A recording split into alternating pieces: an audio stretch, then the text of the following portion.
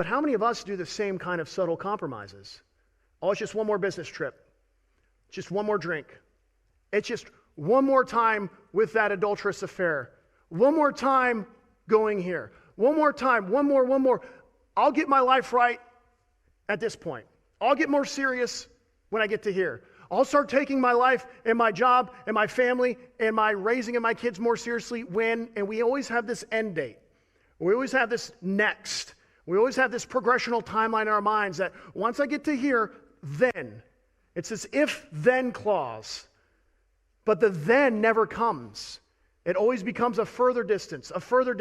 And the subtle compromises is like death by 1,000 cuts. Before you realize what's happening, you are living in full-blown sin, and you're wondering, how did I get here? Why? How does this happen?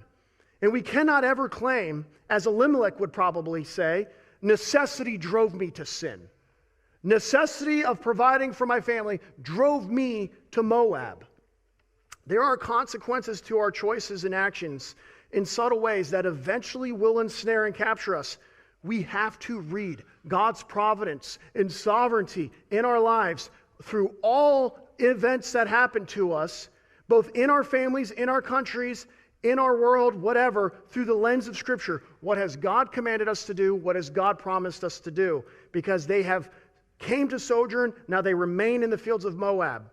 Now let me give you a bit, if you will, Moab. Enter Moab. Why is this so bad? Well, we've already been introduced that I've said it is the enemy of Israel. Deuteronomy 2:9, Israel has been given prescriptions, specifics on what not to do. Deuteronomy 2:9 says, "Then Yahweh said to me, do not harass Moab, nor provoke them to war, for I will not give you any of their land as a possession, because I have given to Ar, to the sons of Lot, as a possession." But Elimelech chose to take power in his own hands rather than to disobey a direct command from God.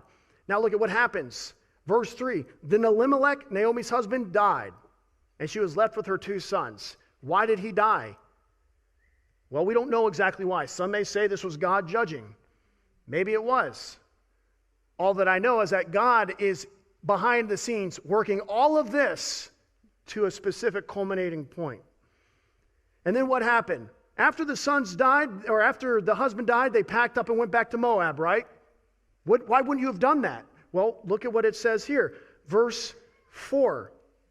"The 2 sons were left with Naomi. They took for themselves Moabite women as wives."